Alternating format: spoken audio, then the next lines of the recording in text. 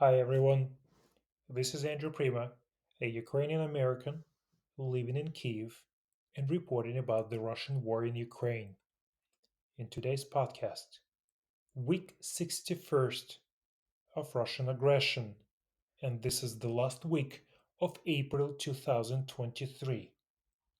In today's podcast, Russian bombings of Ukraine cities continues, updates from the Bakhmut, and Ukraine 98% ready for counteroffensive.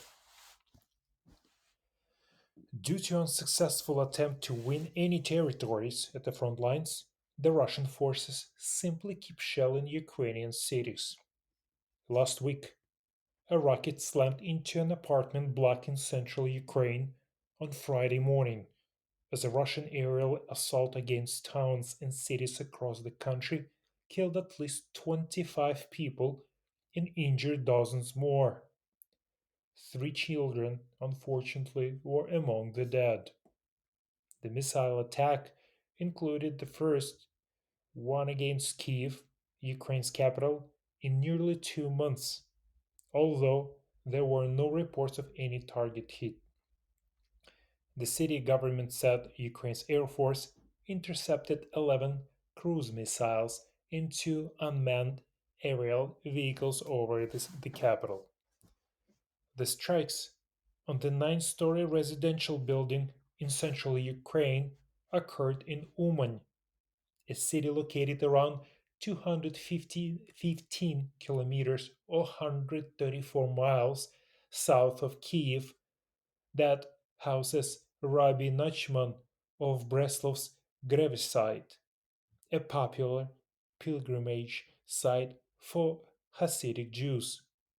21 people died in the attack, according to Ukraine's national police. They included two 10-year-old children and a toddler.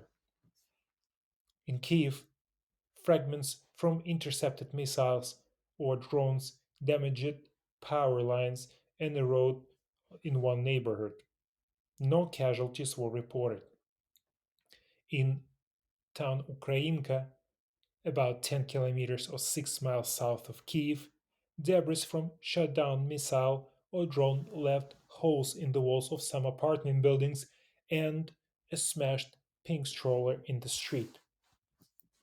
Ukraine officials said last week that they had taken delivery of American made Patriot missiles, providing Kiev with the long sought new shield against Russian airstrikes. But there was no word on whether the system was used this Friday. The city's anti aircraft system was activated according to the Kiev City Administration. Air raid sirens started at about 4 o'clock in the morning, and the alert ended about 2 hours later. The missile attack was the first on the capital since March 9th. Air defense have thwarted Russian drone attacks more recently.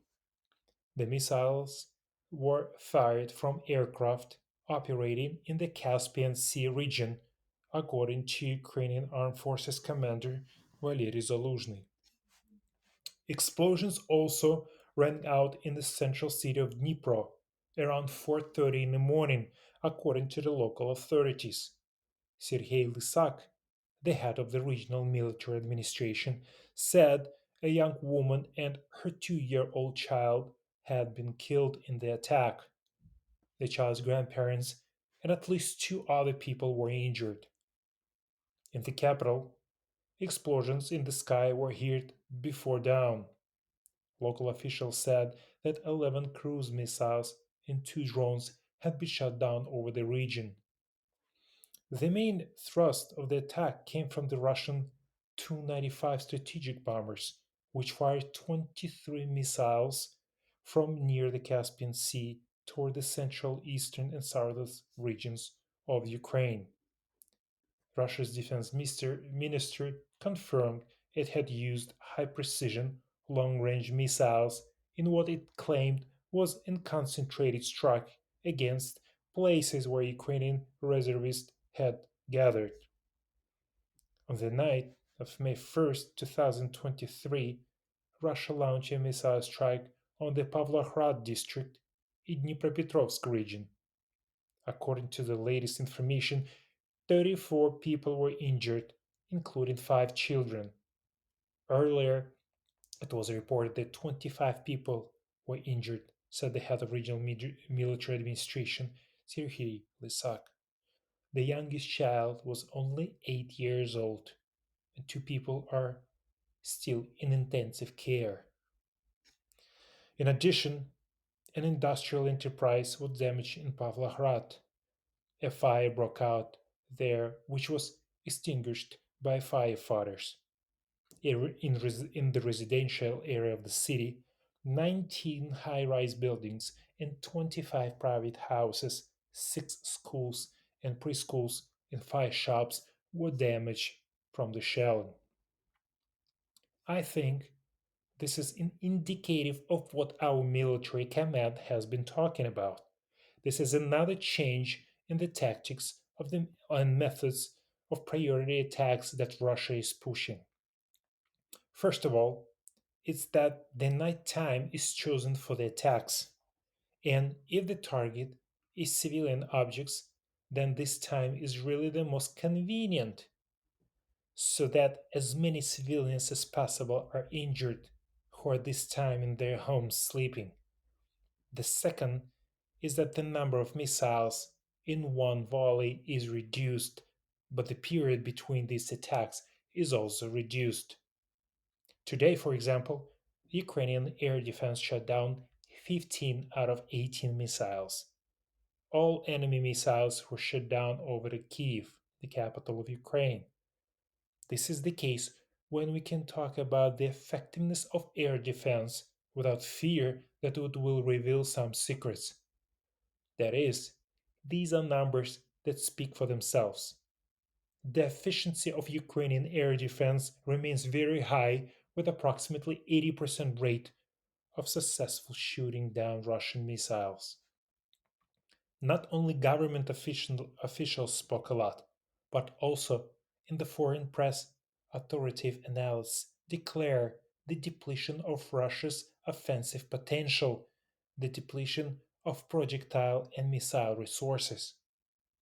What is a more critical attitude to such statements?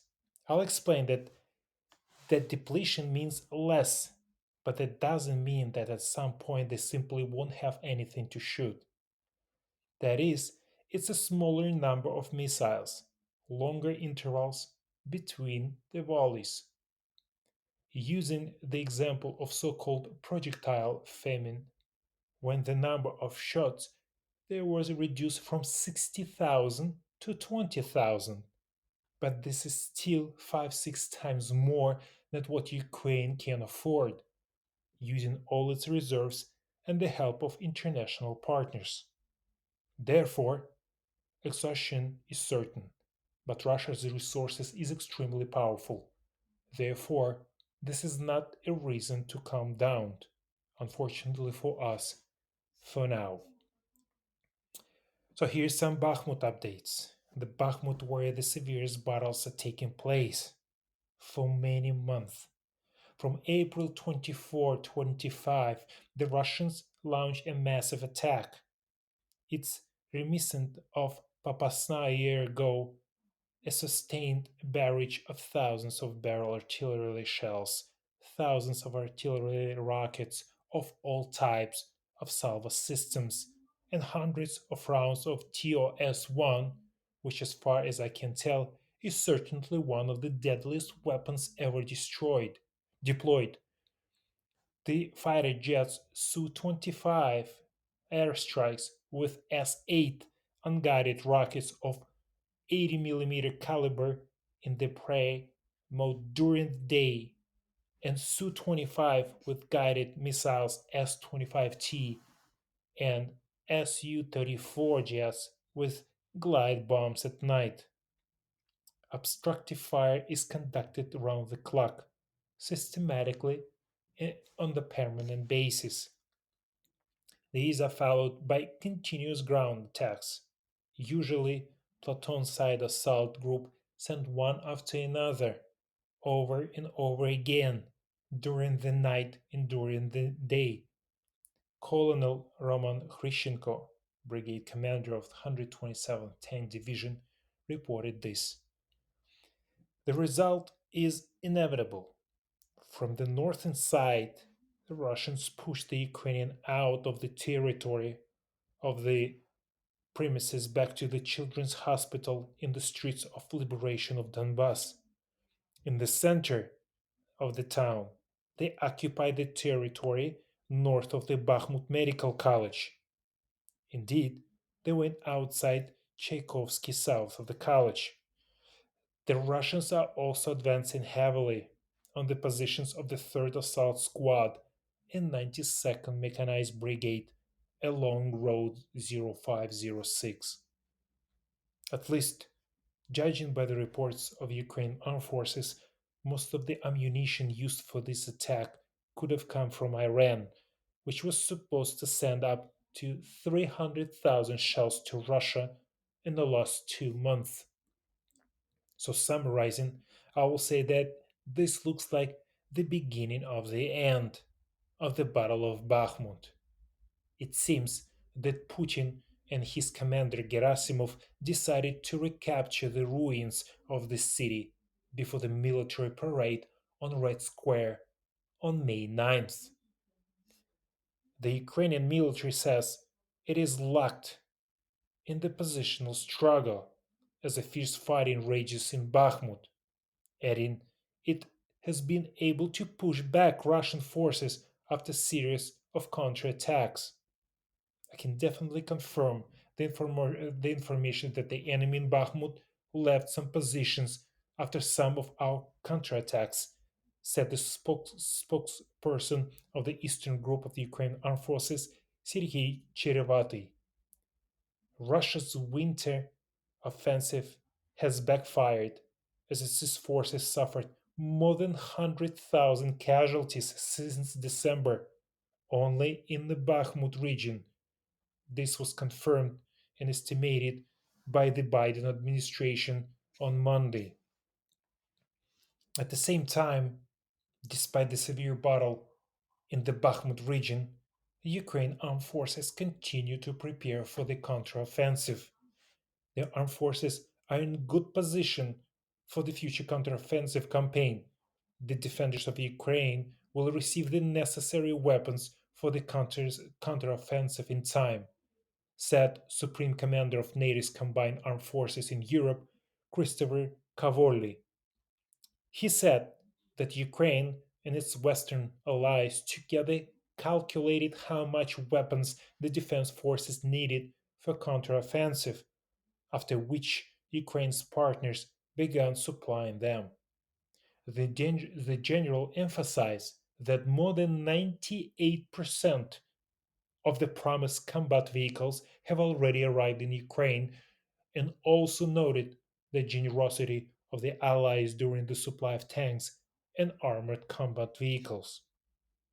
According to Cavoli, the results of the simulation conducted together with the Ukrainians allow us to say that defenders of Ukraine are in a good position for a counterattack. The simulated information of 90% of readiness was made publicly today by the General Secretary General of NATO.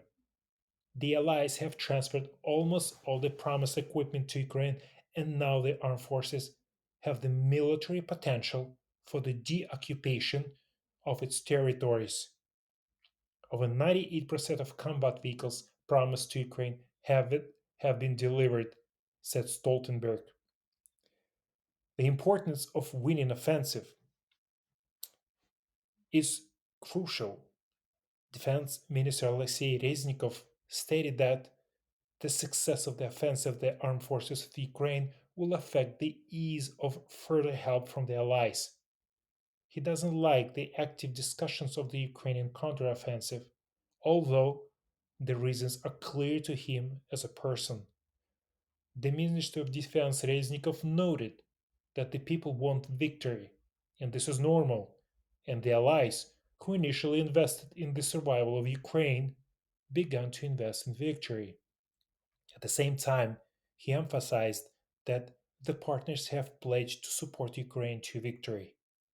Alexei Reznikov hopes that Ukraine's counteroffensive will start unexpectedly, particularly for the civilian population.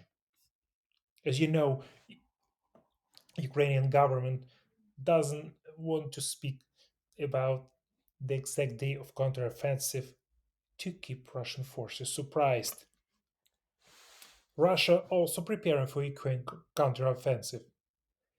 Hundreds of kilometers of fortifications have been built lately by the Russian troops. Satellite photos of thousands of defensive positions of the occupiers, both on the territory of Russia and along the front line, prove that the most fortifications were erected in the south of the Zaporizhia region and near Crimea Peninsula. This was reported by the Reuters agency, which also published pictures the American aerospace company Capella Space. After analyzing the photo and taking to military experts, Reuters came to the conclusion that the Russians began to build most of the defense structures after Ukraine's liberated Kherson in November 2022. They stretch for hundreds of kilometers and cover areas where the Russian Federation is waiting for an attack or considers the occupation of territories strategically important. According to the six experts, obstacles can complicate the situation for Ukraine, and progress will depend on the ability of fighters to effectively conduct complex combined operations.